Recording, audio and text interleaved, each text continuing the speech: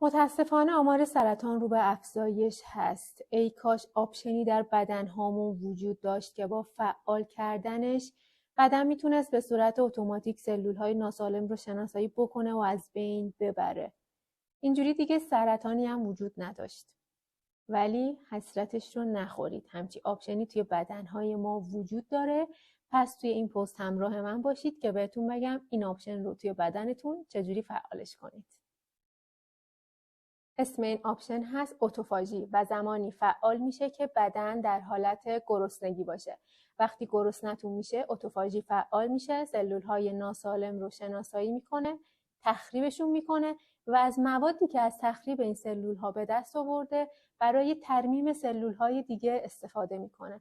یعنی در واقع یک نوع جوانسازی سلول‌های بدن هست. پس برای اینکه این آپشن توی بدنتون فعال باشه، هر از گاهی از یکی از وعده‌های اصلی غذاییتون صرف نظر بکنید، ولی حواستون باشه برای اتوفاژی بهتر در طول گرسنگی مصرف آب رو افزایش بدید.